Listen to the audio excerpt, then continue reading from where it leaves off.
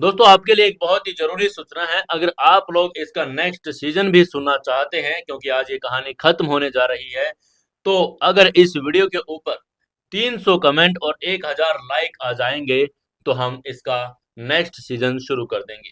वो अब आपके हाथ में है कि इसका नेक्स्ट सीजन आपको कब चाहिए।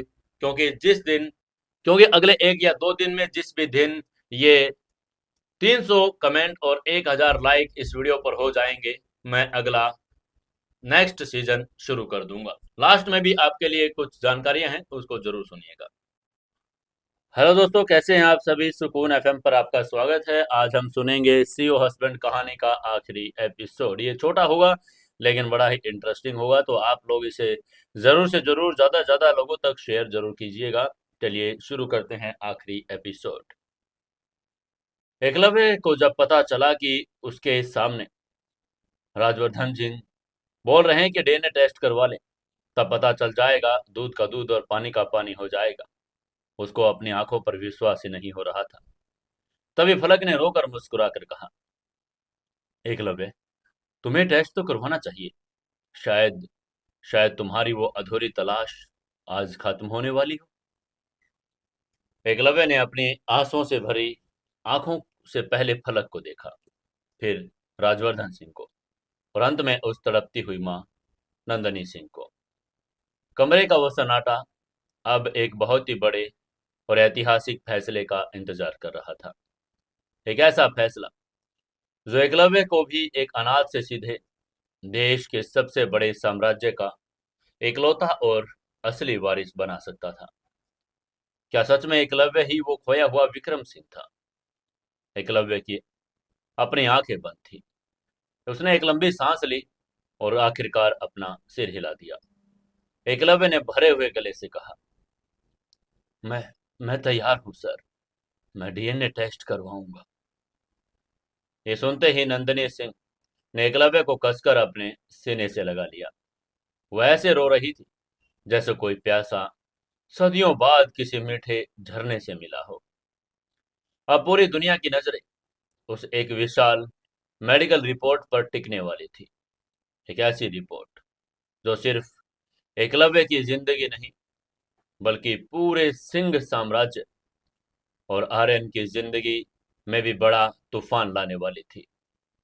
क्या आर्यन, जो इतने सालों से सिंह परिवार का बेटा बनकर जी रहा था, वो इस नए और असली वारिस के आने को इतनी आसानी से स्वीकार कर लेगा, या फिर दौलत और रुतबे की एक नई और खौफनाक जंग शुरू होने वाली थी।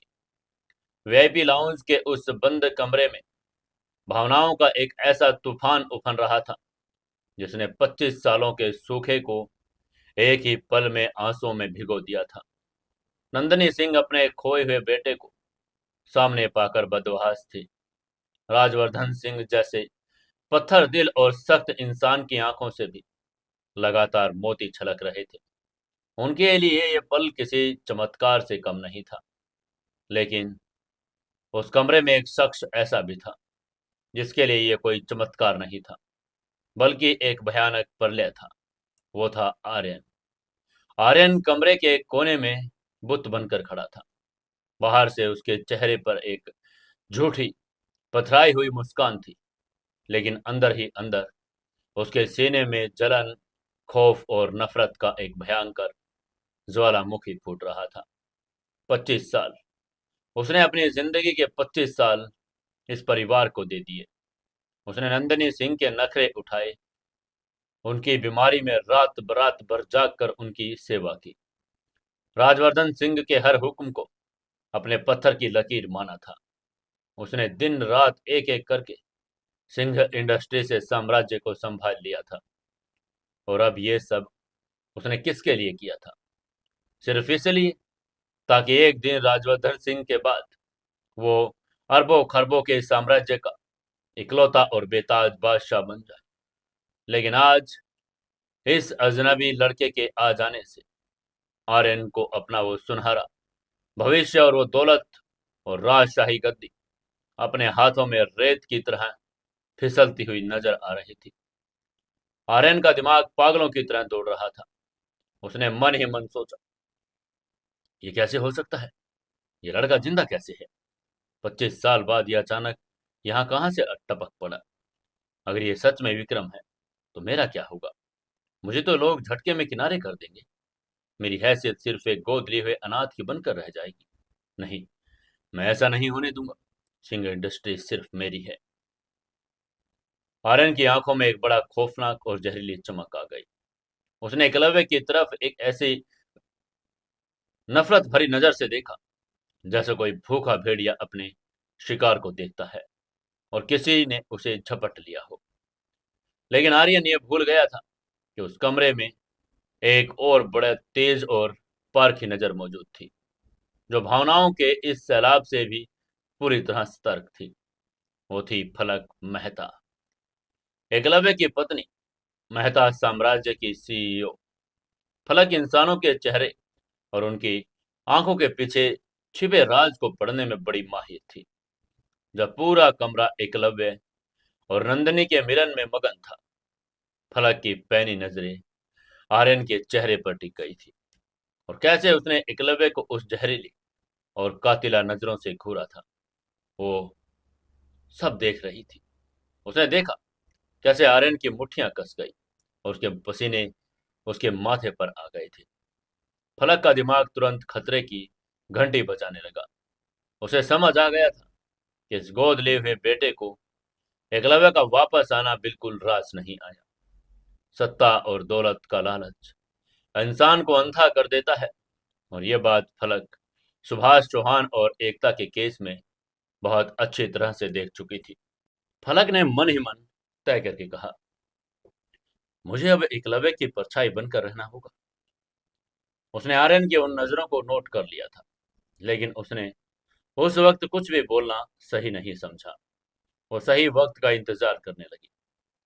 अगले दिन सुबह सुबह राजवर्धन सिंह के ऑर्डर के ऊपर देश के सबसे बड़े और विश्वसनीय फोरेंसिक एक्सपर्ट की एक टीम ने मेहता मैंशन के अंदर बुलाया गया। पूरे सिंह परिवार और फलक की मौजूदगी में राजवर्धन, नंदनी और एकलव्य के ब्लड सैंपल लिए गए। डीएनए टेस्ट का प्रोसेस शुरू हो गया था। डॉक्टरों को सख्त हिदायत दी गई कि रिपोर्ट बिल्कुल गुप्त रहनी चाहिए और जल्द से जल्द आनी चाहिए। 48 घंटे एकलव्य के लिए किसी सदी से कम नहीं थे। वो बार बार अपनी बालकनी में खड़ा होकर आसमान को घूरता रहता था। क्या वो सच में इतने बड़े घराने का खून था? अगर रिपोर्ट नेगेटिव आई तो क्या होगा? नंदनी जी का तो दिल ही टूट जाएगा। फलक हर पल उसके साथ थी। वो एकलव्य का हाथ थामे रखती और उसे हौसला देती रहती। तीसरे दिन की शाम फोरेंसिक टीम के चीफ डॉक्टर एक सील बंद लिफाफा लेकर मेहता मेंशन के उसी वार रूम में दाखिल हुए। वहां राजवर्धन सिंह, नंदनी, आर्यन, फलक और एकलव्य सब मौजूद थे। कमरे का सन्नाटा इतना गहरा था कि किसी की सांस लेने और चलने की आवाज भी साफ सुनाई दे सकती थी। डॉक्टर ने वो सील बंद लिफाफा राजवर्धन सिंह के हाथों में सौंप दिया। राजवर्धन के हाथ, जो करोड़ों की डील साइन करते वक्त कभी नहीं कांपते थे, आज उस एक लिफाफे को खोलने में बुरी तरह कांप रहे थे। नंदिनी ने अपनी आंखें बंद कर ली और भगवान से लगातार प्रार्थना करने लगी। आर्यन कोने में खड़ा खड़ा मन में दुआ ही कर रहा था कि रिपोर्ट कैसे भी करके, कुछ भी करके नेगेटिव आ जाए। तभी राजवर्धन सिंह ने लिफाफा पढ़ा। अंदर से एक कागज निकला। उनकी आंखें उस रिपोर्ट के आखिरी पन्ने पर और निष्कर्ष पर जाकर टिक गई। राजवर्धन की आंखों में एक बार फिर आंसू छलक पड़े। उनके होठ कांपने लगे और चेहरे पर एक ऐसी अलौकिक खुशी छा गई जो 25 सालों के इंतजार का फल थी।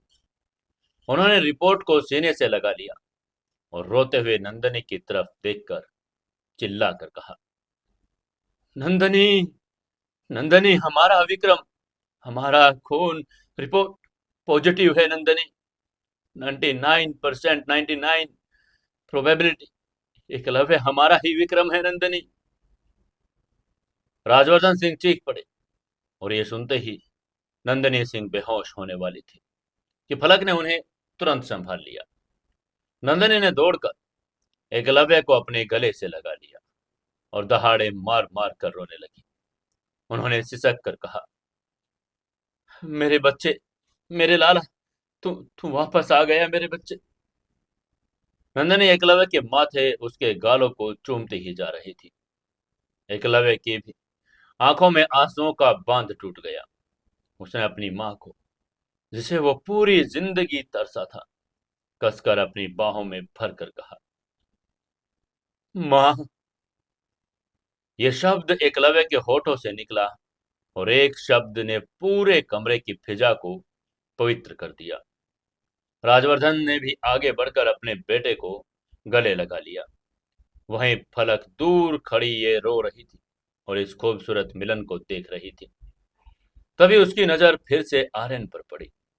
आर्यन के चेहरे का रंग उड़ चुका था और बिल्कुल सफेद पड़ चुका था, मानो किसी ने उसके शरीर का सारा खून चूस लिया हो।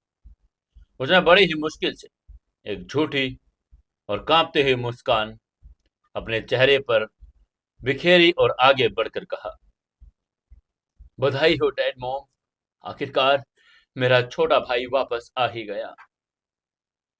ये कहते उसने एकलव्य को गले लगा लिया, लेकिन फलक ने यह साफ देख लिया था कि आर्यन के हाथ एकलव्य की पीठ पर कैसे नफरत से कसे गए थे। फलक की सतर्कता अब और भी ज्यादा बढ़ गई थी। वहीं रिपोर्ट पॉजिटिव आने के बाद राजवर्धन सिंह अब एक पल के लिए भी अपने असली वारिस को खुद से दूर नहीं रखना चाहते थे। उन्होंने एकलव्य और फलक से कहा कि वो तुरंत अपना सामान पैक करे और मैंशंस में शिफ्ट हो जाए। राजवर्धन ने जिद करके कहा, बेटा, बेटा, 25 साल मैंने तेरे बिना इस दौलत के अंबार में घुट घुट कर काटे हैं। अब मैं एक रात भी तुझे खुद से दूर नहीं रहने दूंगा। और तुम और मेरी बहू आज ही हमारे साथ घर पर चलोगे। फलक और एकलव्य ने उनकी बात भी मान ली। जब एकलव्य ने सिंह मैंशन में कदम रखा तो उसकी भव्यता मेहता मैंशन से भी कई गुना बड़ी थी। ये कोई घर ही नहीं था, ये तो एक जीता जागता महल था, महल। अगले दिन राजवर्धन सिंह ने पूरे शहर, मीडिया और देश के तमाम बड़े उद्योगपतियों, नेताओं, बॉलीवुड की हस्तियों को एक इनविटेशन भिजवाया। ये इनविटेशन एक बहुत बड़ी ग्रैंड पार्टी का था। सिंह परिवार के खोए हुए वारिस विक्रम राजवर्धन सिंह की घर वापसी के उपलक्ष्य में एक ग्रैंड इवेंट। इस खबर ने पूरे देश में तहलका मचा दिया। अखबार और न्यूज चैनल्स की हेडलाइंस बन गई, कैसे एक अनाथ लड़का जो पहले देश के 4 बड़े परिवारों में से एक मेहता परिवार का दामाद बना और वो असल में देश के सबसे बड़े घराने का असली वारिस निकला। सिंह मैंसन को किसी दुल्हन की तरह सजाया जाने लगा।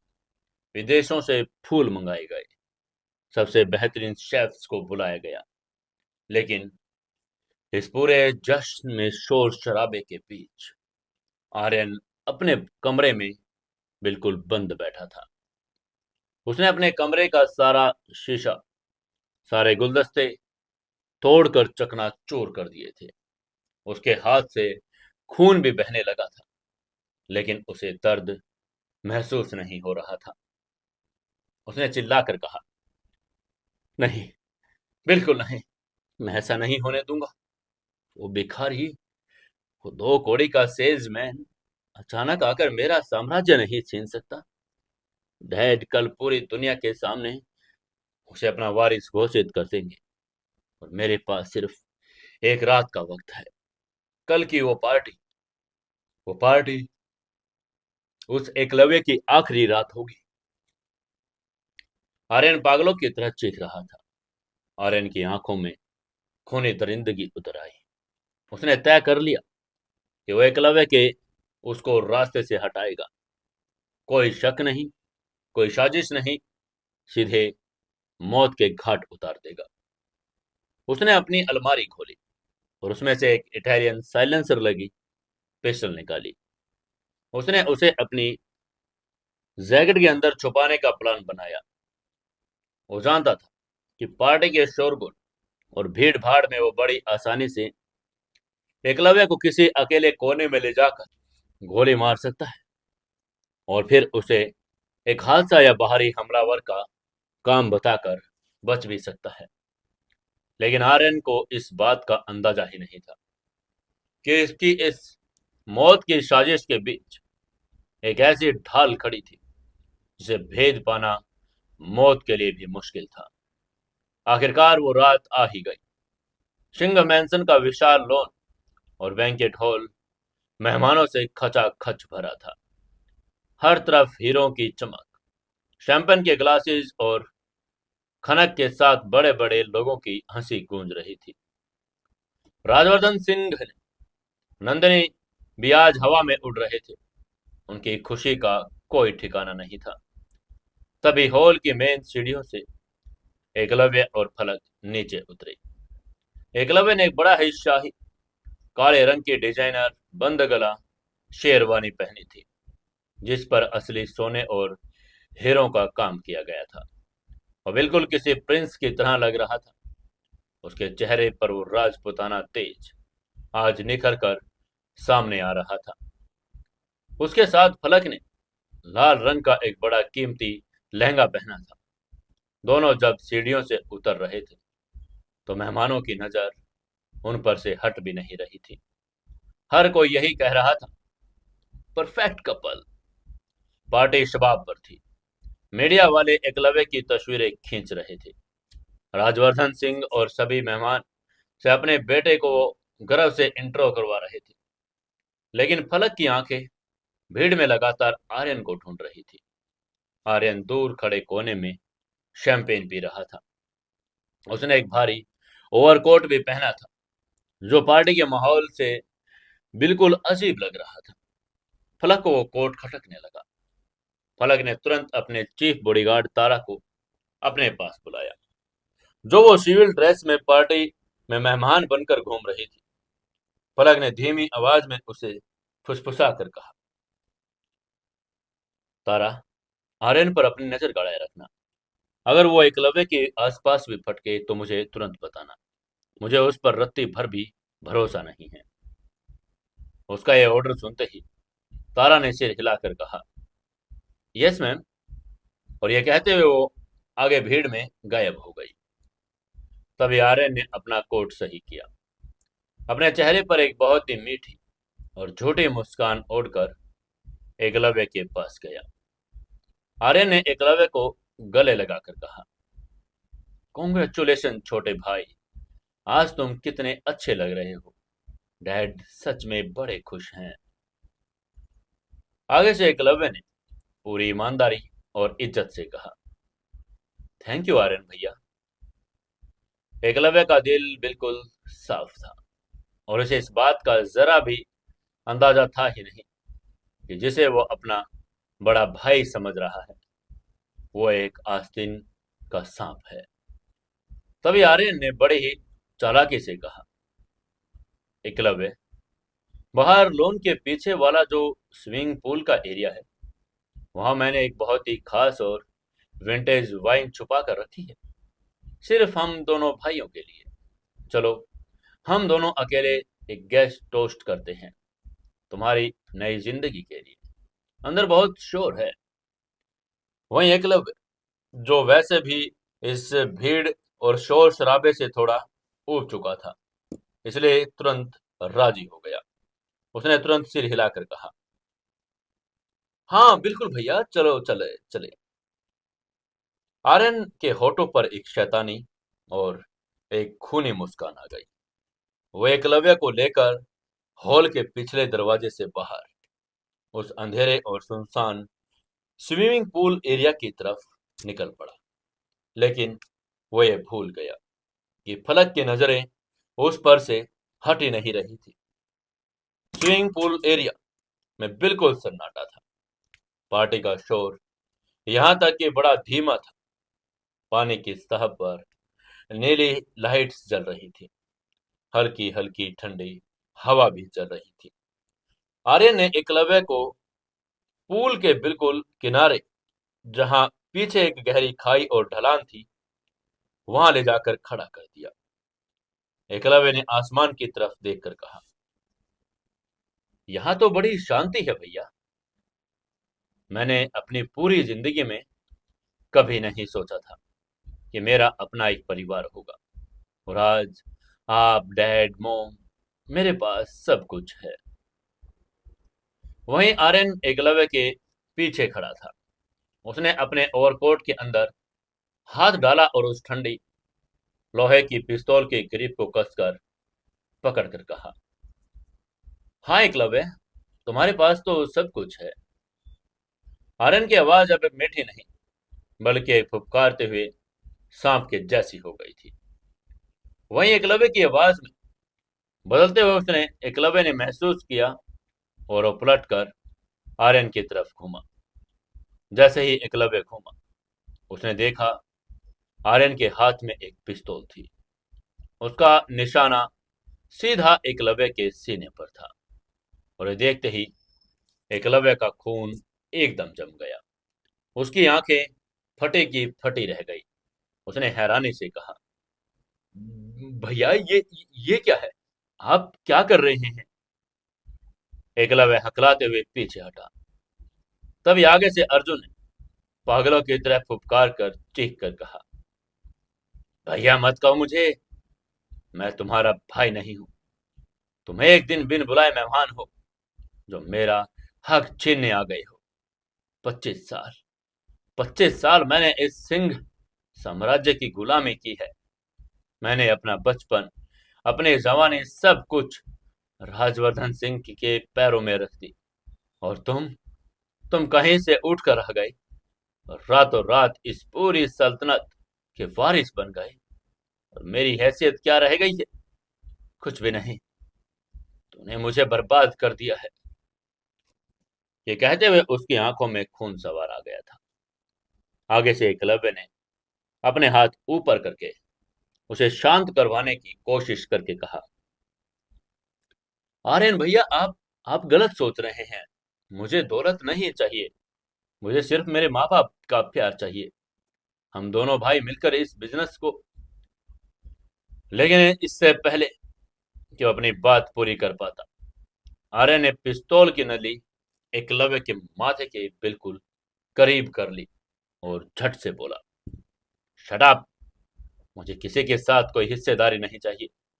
ये साम्राज्य सिर्फ मेरा है, और आज की रात तुम्हारी आखिरी रात है एकलव्य। तुम्हें इस दुनिया से जाना ही होगा। ये कहते हुए आर्यन ने अपनी उंगली ट्रिगर पर रख दी। वहीं एकलव्य ने अपनी आंखें बंद कर ली। उसे लगा कि उसका सफर आखिरकार यहीं पर खत्म होने वाला है। उसे परिवार के 25 साल बाद उसे मिलना था, और आज उसी के सामने वो सब कुछ छीनने वाला है। लेकिन तभी अंधेरे को चीरती हुई एक आवाज आई, अगर तुमने ट्रिगर दबाने की कोशिश की आर्यन, तुम्हारे भेजे के चीथड़े इस पुल के पानी में तैर रहे होंगे। यह आवाज सुनते ही आर्यन झटके से मुड़ा। पुल के दूसरे छोर पर फलक मेहता खड़ी थी। उसके हाथ में एक भारी और चमचमाती हुई रिवॉल्वर थी, जिसका निशाना सीधा आर्यन के सिर पर था। फलक के साथ तारा और मेहता परिवार के 4 बेहतरीन कमांडो खड़े थे, जिसकी लेजर गन्स के लाल निशाने आर्यन के माथे, सीने और पैरों पर चमक रहे थे। आर्यन के पैरों तले से जमीन खिसक गई। उसे समझ ही नहीं आया कि फलक यहाँ इतनी जल्दी कैसे पहुंच गई। उसने कांप कर कहा, फलक। आर्यन घबरा गया। तभी फलक ने तेज कदमों से चलकर आगे आकर कहा, बंदूक नीचे रख दो आर्यन। तुमने क्या सोचा था कि तुम मेरे पति को इन अंधेरों में लाकर मार दोगे, और मैं पार्टी में शैंपेन पीती रहूंगी? मैं तुम्हारी उन जहरीली आंखों को उसी दिन पहचान गई थी जब डीएनए टेस्ट की रिपोर्ट आई थी। उसकी आंखों में वो खौफनाक और कातिलाना आग थी जो किसी भी दुश्मन को भस्म कर सकती थी। उसकी ये बात सुनकर आगे से आर्यन ने पागलों की तरह चीख कर कहा, मुझे मुझे मत रोको फलक, मैं इसे मार दूंगा। इसने मेरी जिंदगी तबाह कर दी है, मेरे लायक कुछ भी नहीं छोड़ा इसने। मैंने पूरी जिंदगी सिंह परिवार को दी, लेकिन मेरे पास क्या बचा? कुछ भी तो नहीं।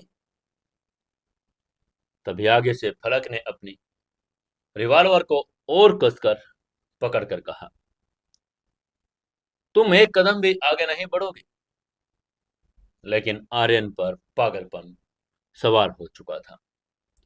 उसे पता था कि अब उसका खेल खत्म तो हो ही चुका है। अगर वो पकड़ा गया तो वैसे भी बर्बाद हो जाएगा। उसने एक हताशा और खौफनाक फैसला लिया। उसने अपनी पिस्तौल एकलव्य की तरफ मोड़ी और वो ट्रिगर दबाने ही वाला था। धाएं, एक गोली चलने की तेज आवाज ने रात के सन्नाटे को चीर दिया था। और ये गोली आर्यन ने नहीं बल्कि फलक ने चलाई थी। फलक ने बहुत ही सटीकता के साथ आर्यन के उस हाथ पर गोली मारी थी जिसमें उसने पिस्तौल को पकड़ा हुआ था। आर्यन एक दर्दनाक चीख के साथ जमीन पर गिर पड़ा। उसके हाथ से पिस्तौल छिटक कर दूर धूल के पानी में जा गिरी। उसका हाथ खून से लथपथ हो गया था। तभी तारा और गार्ड्स तुरंत आर्यन पर झपटे। उन्होंने पलक झपकते ही उसे जमीन पर दबोच लिया। वहीं गोली की आवाज इतनी तेज थी कि बैंकेट हॉल के अंदर पार्टी में मौजूद सभी लोग घबरा गए। राजवर्धन सिंह और नंदनी, दर्जनों मेहमान घबराते हुए स्विमिंग पूल की तरफ दौड़ पड़े। जब राजवर्धन सिंह नंदनी पूल एरिया में पहुंचे तो वहां का नजारा देखकर उनके पैरों तले की जमीन खिसक गई। उनका बेटा आर्यन जमीन पर पड़ा दर्द से करहा रहा था। उसका हाथ खून से सना हुआ था और फलक हाथ में रिवॉल्वर लेकर खड़ी थी। एकलव्य बिल्कुल सुरक्षित लेकिन गहरे सदमे में खड़ा था। तभी राजवर्धन सिंह ने चीख कर आगे बढ़कर कहा, ये क्या हो रहा है? फलक, तुमने आर्यन को गोली क्यों मारी? तभी फलक ने अपनी रिवॉल्वर तारा को दी। राजवर्धन सिंह जी की तरफ मुड़कर बहुत ही कड़क और बेखौफ आवाज में कहा, क्योंकि अगर मैं गोली नहीं चलाती डैड, तो आज आप अपने असली बेटे को फिर से हमेशा के लिए खो देती। इस आस्तीन के सांप ने एकलव्य के सीने पर पिस्तौल तानी हुई थी। उसकी यह बात सुनकर राजवर्धन और नंदनी दोनों एक साथ चिल्लाकर बोले, क्या? उनकी आंखें फटी रह गई। वहीं मेहमान आपस में फुसफुसाने लगे थे। तभी फलक ने आर्यन की तरफ उंगली उठाकर कहा, हाँ डैड, ये इंसान एकलव्य को मारने के लिए यहाँ आया था। इसे दौलत का ऐसा लालच था कि इससे बर्दाश्त ही नहीं कर पाया कि सिंह परिवार का असली वारिस वापस आ गया है। यह आपको धोखा दे रहा था। आगे अगर 5 सेकंड की भी देरी हो जाती तो आज ये आपके असली बेटे को मार गया होता। उसकी यह बात सुनकर राजवर्धन सिंह का पूरा शरीर कांपने लगा। उन्होंने अपनी पूरी जिंदगी में इस लड़के को अपने सगे बेटे से बढ़कर चाहा था और इसने उसके असली बेटे की जान लेने की कोशिश की। राजवर्धन ने आगे बढ़कर आर्यन को कॉलर से पकड़ा और उसे जमीन से खींचकर ऊपर उठाकर कहा, यह सच है आर्यन? क्या तूने मेरे विक्रम को मारने की कोशिश की है? राजवर्धन की आवाज किसी भूखे शेर के दहाड़ के जैसी थी। आर्यन, जिसका दिमाग सल्तनत, लालच और हार की वजह से बिगड़ चुका था, वह पागलों की तरह हंसने लगा था। आर्यन ने खून भरे मुंह से चीख कर कहा, हाँ हाँ हाँ, मैंने इसे मारने की कोशिश की। 25 साल मैंने आपके जूते घिसे हैं डैड। मैंने इस कंपनी के आसमान तक पहुंचाया, और ये भिखारी आकर मेरा सिंहासन छीन लेगा। ये साम्राज्य सिर्फ मेरा है, सिर्फ मेरा। मेरे खून पसीने की कमाई है। और ये कैसे कर सकता है डैड कि आप इसे ले आए और ये आकर अब मुझ पर भी रौब जमाए। मैं कैसे बर्दाश्त करूंगा डैड इसको। नहीं, मैं इसे मार दूंगा। मैं इसे बर्दाश्त बिल्कुल नहीं कर पाऊंगा डैड। तभी एक जोरदार थप्पड़ उसके गाल पर पड़ा। चटाक। राजवर्धन सिंह घूमे और पूरी ताकत से उन्होंने आर्यन को मुंह पर चमाटा मारा। आर्यन फिर से जमीन पर गिर पड़ा। राजवर्धन सिंह की आंखों में आग बरस रही थी। उन्होंने चिल्लाकर कहा, नीच इंसान, मैंने तुझे एक अनाथ से उठाकर राजकुमार बनाया, तुझे अपना नाम दिया, अपनी दौलत दी, और तूने मुझे यह सिला दिया। तुम मेरे ही खून का प्यासा हो गया। वहीं नंदिनी सिंह फूट फूट कर रो रही थी। वो एकलव्य के पास गई और उसे कसकर सीने से लगाकर कहा, मेरा बच्चा, भगवान का शुक्र है कि तू ठीक है। तभी राजवर्धन सिंह ने अपने सिक्योरिटी गार्ड्स की तरफ देखा। उन्होंने अपना फैसला सुनाकर कहा, इस गद्दार को अभी के इसी वक्त पुलिस के हवाले करो और वकीलों को कॉल करो। आज से इसी पल से इस आर्यन सिंह का परिवार मेरी जायदाद में और मेरे नाम में कोई लेना देना नहीं। मैं इसे अपनी वसीयत और अपने सिंह परिवार से, मेरी जायदाद से हर तरीके से इसे बेदखल करता हूँ। इसे सड़ सड़ कर जेल में मरने दो। आर्यन चीख रहा था। उसका अहंकार, उसकी साजिश, सब कुछ मिट्टी में मिल चुकी थी। माहौल अब तनावपूर्ण हो गया था। मेहमान भी डरे हुए थे। लेकिन राजवर्धन सिंह कोई आम इंसान नहीं थे। वो एक बहुत बड़े साम्राज्य के राजा थे। उन्होंने अपनी आंखों में आंसू पोंछे, अपने कोट के बटन ठीक किए और एकलव्य का हाथ पकड़कर उसे बैंकेट हॉल के मुख्य स्टेज की तरफ ले गए। पूरा हॉल खचाखच भरा था। कमरे में सबकी नजर उन्हीं के ऊपर टिकी थी। कैमरे का लेंस भी उन्हीं पर टिका हुआ था। तभी राजवर्धन सिंह ने माइक अपने हाथ में लेकर कहा, लेडीज एंड जेंटलमैन। राजवर्धन की भारी और रोबदार आवाज पूरे हॉल में गूंज गई। उन्होंने अनाउंसमेंट करके आगे कहा, आज की रात ने मुझे थोड़ा बड़ा धोखा और उससे भी बड़ी सच्चाई दिखा दी। मैंने एक गद्दार को अपने सीने से लगा कर रखा था, लेकिन भगवान ने मेरे साथ नाइंसाफी की। उसने मेरे असली खून को, मेरे विक्रम को मेरे पास वापस भेज दिया। तभी राजवर्धन ने एकलव्य के कंधे पर हाथ रखकर कहा, यह लड़का जो कल तक सिर्फ एकलव्य था, उसे दुनिया अनाथ समझती थी। ये कोई अनाथ नहीं है। ये राजवर्धन सिंह का खून है। ये मेरा बेटा है, विक्रम राजवर्धन सिंह। उसी के साथ पूरे हॉल में तालियों की गड़गड़ाहट पहुंच गई। तभी राजवर्धन ने अपनी बात को आगे बढ़ाकर एक ऐतिहासिक अनाउंसमेंट की, जिसने पूरे देश की बिजनेस वर्ल्ड में तहलका मचा दिया। उन्होंने अनाउंसमेंट करके कहा, और आज मैं पूरे होशो हवास में दुनिया के सामने ये ऐलान करता हूं कि आज से मेरी पूरी दौलत, मेरा पूरा साम्राज्य और मेरी इस कंपनी का इकलौता पूर्ण और असली वारिस मेरा बेटा विक्रम राजवर्धन सिंह होगा। उनके ये अनाउंसमेंट करते ही कैमरे की फ्लैश लाइट चमकने लगी।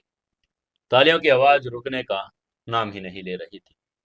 एकलव्य, जो कभी अनाथालय के अंधेरे में रोता था, जो जेल की काल कोठरी में सड़ चुका था, जिसे एकता ने धोखा दिया था, और जो कभी आज वो देश का सबसे बड़ा सिंहासन पर बैठा था, ये सिर्फ दौलत की जीत नहीं थी, ये उसकी इंसानियत, उसकी ईमानदारी और उसके उस स्वाभिमान की जीत थी जिसे उसने कभी झुकने ही नहीं दिया था। तभी एकलव्य ने सामने खड़ी फलक की तरफ देखा। वहीं फलक की आंखों में खुशी के आंसू थे, वो मुस्कुरा रही थी। एकलव्य स्टेज से नीचे उतरा और सीधा फलक के पास गया। उसने पूरी दुनिया के सामने, कैमरों की चमक के सामने, फलक का हाथ अपने हाथ में ले लिया। एकलव्य ने भारी आवाज में कहा, तुम्हारे बिना ये सब मुमकिन नहीं होता फलक। तुम मेरी वो ढाल हो जिसने मुझे हर मौत से बचाया है। आगे से फलक ने मुस्कुराकर जवाब देकर कहा, और तुम मेरी वो रूह हो एकलव्य जिसके बिना मेरा ये शहर और ये दौलत सब मिट्टी है। इसके बाद दोनों ने एक दूसरे को वहीं पर गले लगा लिया। उस ऐतिहासिक और खौफनाक रात को गुजरे हुए एक पूरा साल बीत चुका था। आर्यन के धोखे, सुभाष चौहान की बर्बादी और एकता के पतन के बाद समय ने एक बहुत ही शांत, सुनहरा और खुशियों से भरा मोड़ ले लिया था। एकलव्य अब इस दुनिया में विक्रम राजवर्धन सिंह बन चुका था। उसने बहुत ही कम समय में सिंह परिवार के विशाल साम्राज्य की बागडोर पूरी तरह से अपने हाथों में ले ली थी। जिस लड़के ने अपनी पूरी जिंदगी गरीबी, संघर्ष में काटी थी, उसके अंदर एक पैदाइशी राजा का दिमाग और एक फकीर का निस्वार्थ दिल था। एकलव्य ने अपनी कला और अपनी डिजाइनिंग के समझ को सिंह इंडस्ट्री के साथ जोड़कर उनके बिजनेस को पूरी दुनिया में एक नई पहचान दिलाई थी। बोर्ड मीटिंग्स में जब एकलव्य बोलता था तो बड़े बड़े अनुभवी बिजनेसमैनों की भी बिजनेस सूझबूझ के आगे वो सिर झुका लेते थे। वहीं दूसरी तरफ फलक ने भी मेहता इंडस्ट्री को एक नई ऊंचाई पर पहुंचा दिया था। वो देश की सबसे ताकतवर और प्रेरणादायक महिला सीईओ बन चुकी थी। देश के चारों सबसे बड़े रईस घरानों में से सिंह परिवार और मेहता परिवार अब न सिर्फ बिजनेस तौर पर बल्कि दिल से भी एक हो चुके थे।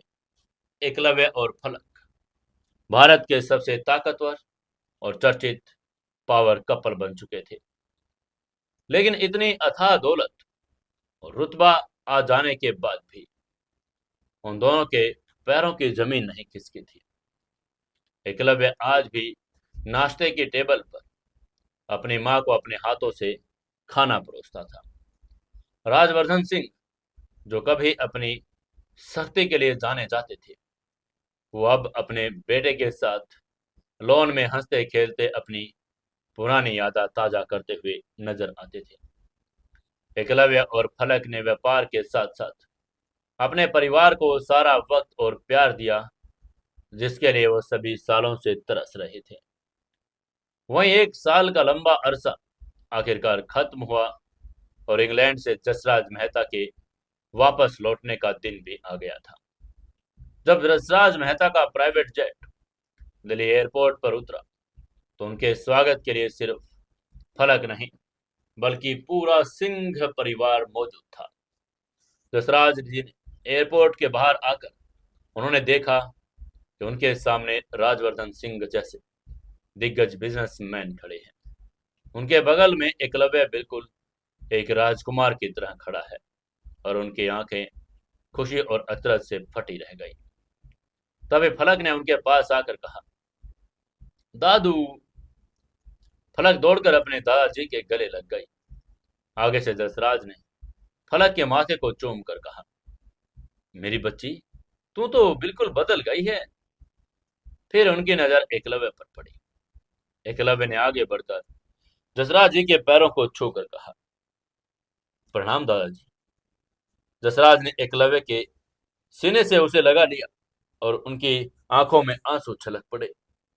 उसने रोकर कहा, मुझे तो पहले ही पता था कि तू कोई आम लड़का नहीं है मेरे बच्चे। लेकिन तू देश के सबसे बड़े घराने का चिराग निकलेगा, ये तो मैंने सपने में नहीं सोचा था। तूने मेरी फलक को जो खुशियां दी है, उसका कर्ज मैं 7 जन्मों तक नहीं चुका सकता। राजवर्धन सिंह ने आगे बढ़कर जसराज जी से हाथ मिलाकर कहा, कर्जदार तो हम आपके हैं जसराज जी। अगर आप उस दिन जेल में मेरे बेटे को आजाद नहीं करवाते, तो आज ये खुशियां मेरे सामने नहीं आती, मेरा विक्रम मुझे नहीं मिलता। आपने इसे जिंदगी दी है और इसने मेरी पत्नी को। दोनों परिवार का यह मिलन किसी महाकाव्य के सुप्त अध्याय के जैसा था। और जसराज जी वापस आने से मेहता मैंशन और सिंह मैंशन दोनों जगह जश्न का माहौल छा गया।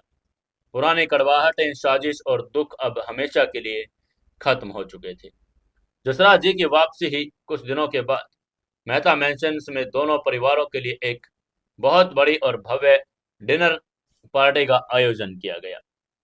पार्टी के दिन सुबह से ही फलक बड़ी थकान और हल्की सी चक्कर जैसी कमजोरी महसूस कर रही थी। एकलव्य, जो फलक की एक छोटी सी खरोंच पर भी परेशान हो जाता था, उसने तुरंत फलक को आराम करने के लिए कहा और खुद डॉक्टर को बुला दिया। डॉक्टर ने फलक का चेकअप किया, कुछ टेस्ट किए। जब डॉक्टर कमरे से बाहर आई तो उनके चेहरे पर एक बहुत ही चौड़ी और मीठी मुस्कान थी। एकलव्य ने घबरा कर पूछा, डॉक्टर, क्या हुआ डॉक्टर? फलक ठीक तो है? उसकी कमजोरी की वजह क्या है? डॉक्टर ने मुस्कुराकर कहा, घबराने की कोई बात नहीं है मिस्टर विक्रम। ये कमजोरी किसी बीमारी की वजह से नहीं है, बल्कि ये तो एक बहुत बड़ी खुशखबरी की दस्तक है। बहुत बहुत बधाई हो। फलक माँ बनने वाली है, आप पिता बनने वाले हैं मिस्टर विक्रम। पिता, यह शब्द एकलव्य के कानों में किसी ईश्वरीय शंखनाद की तरह गूंज गया। उसका दिल एक सेकंड के लिए जैसे धड़कना ही भूल गया। वो अनाथ, जिसने कभी किसी रिश्ते का नाम नहीं जाना था, वो आज खुद एक नई जिंदगी, एक नए फरिश्ते का सृजनकर्ता बनने वाला था। एकलव्य बिना कुछ कहे दौड़कर कमरे के अंदर आया। फलक बिस्तर पर बैठी थी, उसकी आंखों में खुशी के आंसू छलक रहे थे। उसने भी डॉक्टर की बात को सुन लिया था। एकलव्य फलक के पास गया, घुटनों के बल बैठकर फलक के दोनों हाथ अपने हाथों में ले लिए। उसकी आंखों से आंसुओं की धारा बह निकली। उसने कांप कर कहा, फलक, क्या ये सच है? हम हमारे पास हमारा अपना अंश आने वाला है? एकलव्य की आवाज खुशी से कांप रही थी। फलक ने रोते हुए हाँ में सिर हिलाकर एकलव्य को कसकर अपने सीने से लगाकर कहा, हाँ हाँ एकलव्य, तुम्हारे प्यार और तुम्हारी अच्छाई का फल हमें मिल गया है। हमारे घर एक नया मेहमान आने वाला है। दोनों बहुत देर तक एक दूसरे की बाहों में रोते रहे। ये उनके प्यार, उनके बलिदान और उनके इस लंबे इंतजार की सबसे बड़ी जीत थी। उसी रात जब दोनों परिवार डिनर टेबल पर एक साथ बैठे, तो माहौल में हंसी मजाक और पुरानी यादों का सिलसिला चल रहा था। जसराज मेहता ने अपनी वाइन का गिलास उठाकर कहा, आज मेरा दिल बहुत खुश है। मैंने फलक और एकलव्य को खुश देखने का जो सपना देखा था, वो पूरा हो गया। बस अब मेरी एक आखिरी ही ख्वाहिश बची है। मैंने इंग्लैंड जाने से पहले इन दोनों बच्चों से कहा था कि मुझे जल्द से जल्द अपने परपोते परपोती का मुंह देखना है। पता नहीं ये दोनों मेरी ख्वाहिश कब पूरी करेंगे। जसराज जी की इस बात पर सब हंस पड़े। एकलव्य और फलक ने एक दूसरे की तरफ देखा। उनकी आंखों में एक खामोश इशारा हुआ। फलक अपनी कुर्सी से धीरे से उठी। उसने राजवर्धन सिंह, नंदनी और अपने दादू की तरफ देखकर एक बहुत ही शर्मीली लेकिन चमकती हुई मुस्कान के साथ कहा, दादू, आपको अपनी वो ख्वाहिश पूरी होने के लिए अब इंतजार नहीं करना पड़ेगा। बस कुछ ही महीनों का इंतजार और है। डिनर टेबल पर अचानक सन्नाटा छा गया। सब लोग फलक के इस वाक्य का मतलब समझने की कोशिश कर रहे थे। तभी नंदिनी सिंह ने कुर्सी से उठकर अपनी कांपती आवाज में कहा, फलक बेटा, क्या तू सच कह रही है? क्या? एकलव्य ने भी खड़े होकर फलक का हाथ थाम लिया और पूरे परिवार के सामने गर्व और अथाह खुशी के साथ घोषणा की, हाँ माँ, हाँ दादू, फलक माँ बनने वाली है। हमारे घर एक नया मेहमान आने वाला है। ये सुनते ही पूरे कमरे में जैसे खुशियों का बम फट गया। नंदनी सिंह फूट फूट कर रोते हुए फलक के पास आई और उसे गले लगा लिया। राजवर्धन सिंह, जो एक खूंखार शेर की तरह जाने जाते थे, वो भी अपने आंसुओं को नहीं रोक पाए। उन्होंने आगे बढ़कर एकलव्य को सीने से लगा लिया और उसकी पीठ थपथपा कर कहा, तूने मुझे दुनिया की सारी दौलत से बड़ी खुशी दी मेरे बेटे। आज मेरा सिंह परिवार सच में पूरा हो गया है। राजवर्धन ने रोते हुए कहा। जसराज मेहता अपनी कुर्सी पर बैठे बैठे रो रहे थे। उन्होंने आसमान की तरफ देखकर भगवान का शुक्रिया अदा करके कहा, हे ईश्वर, तेरा लाख लाख शुक्र है, मेरी बच्ची का आंगन आबाद हो गया। उस रात मेहता मैंशन में खुशियों का जो सैलाब आया था, उसने पिछले सारे दुख, सारे आंसू, सारे संघर्ष का नामो निशान मिटा दिया था। और एकलव्य ने फलक को बालकनी में ले जाकर खड़ा कर दिया। आसमान में पूरा चांद खिला था। ठंडी हवा उनके चेहरे को छू रही थी। एकलव्य ने फलक के पेट पर बहुत ही नजाकत से अपना हाथ रखा और फलक के माथे को चूम कर कहा, मैंने अपनी जिंदगी की शुरुआत एक अंधेरे अनाथालय में की थी फलक। मैंने कभी नहीं सोचा था कि मेरी कहानी का अंत इतना खूबसूरत होगा। फलक ने एकलव्य के कंधे पर सिर रखकर मुस्कुरा कर कहा, ये अंत नहीं है मेरे विक्रम, ये तो हमारी नई शुरुआत है। जिंदगी की एक नए युग की शुरुआत है। और इसी खूबसूरत रात की गवाही और एक नई थकान की गूंज के साथ एक अनाथ की वो दर्द भरी दास्तां हमेशा के लिए अमर, शक्तिशाली और मुकम्मल प्रेम कहानी में तब्दील हो चुकी थी। लेकिन क्या आपको सच में लगता है कि कहानी यहाँ खत्म हो गई? अगर आपका जवाब हाँ है, तो शायद आप भूल रहे हैं। किस्मत का सबसे बड़ा वार हमेशा तभी होता है जब इंसान खुद को सबसे ज्यादा सुरक्षित समझने लगता है। नहीं दोस्तों, ये अंत नहीं है। यह तो उस तूफान के पहले की खामोशी है जो कई जिंदगियों को हमेशा के लिए बदल देने वाला है। क्या आपको लगता है कि आर्यन इतनी आसानी से हार मान जाएगा? क्या जेल की चार दीवारें उसके इरादों को कैद कर पाएंगी? या फिर सलाखों के पीछे बैठा आर्यन अपने बदले की ऐसी बिसात बिछा रहा होगा जिसकी एक एक चाल सिंह परिवार को बर्बाद कर देगी? क्या वो करोड़ों रुपए जो उसने धोखे और चालाकी से सिंह परिवार से पहले ही निकाल लिए थे, वो बस एक ठगी थी? या फिर उसकी बहुत बड़ी साजिश का सिर्फ एक पहला कदम था?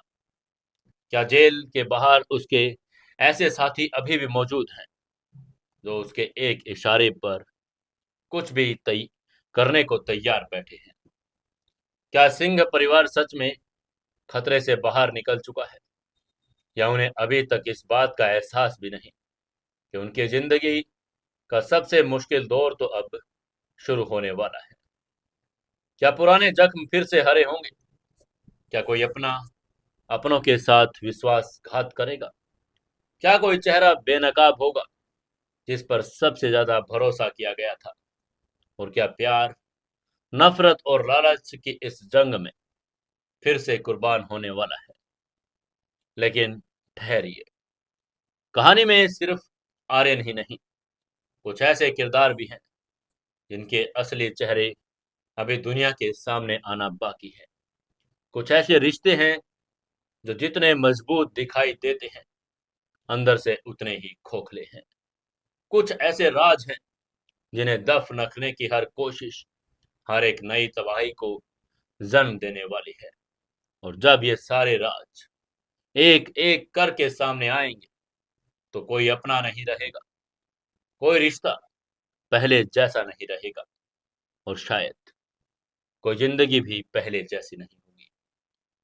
तो क्या आर्यन अपना बदला पूरा कर पाएगा? क्या सिंह परिवार इस नई साजिश से बच पाएगा? क्या सच की जीत होगी, या फिर एक बार फिर झूठ और लालच बाजी मारने जाएगा? इन सभी सवालों के जवाब मिलेंगे आपको इस कहानी के अगले सीजन में, जहां हर एपिसोड आपके साथ अपने लाएगा एक नया रहस्य। हर मोड़ पर मिलेगा ऐसा ट्विस्ट जिसकी आपने कभी कल्पना नहीं की होगी, और हर सच आपको हैरान कर देगा। तब तक अपना और अपने परिवार का ख्याल रखिए। मैं फिर लौटूंगा एक नई कड़ी और एक नए रहस्य और अनकहे राजों के साथ, क्योंकि याद रखिए, कुछ कहानियां कभी खत्म नहीं होती, वो सिर्फ एक नए अध्याय की शुरुआत करती हैं। मिलते हैं दोस्तों अगले सीजन में। अगर आप लोग चाहते हैं कि इसका नेक्स्ट सीजन आए, तो इस वीडियो के ऊपर कम से कम नेक्स्ट सीजन के कम से कम 300 कमेंट होने चाहिए। अगर 300 कमेंट जिस दिन आ जाएंगे, उसी दिन से मैं अगला नेक्स्ट जो सीजन है वो इस कहानी का शुरू कर दूंगा। तो अभी के अभी कीजिए 300 कमेंट और 1000 लाइक। अगर आप कर देंगे तो नेक्स्ट सीजन आपको जरूर सुनाएंगे।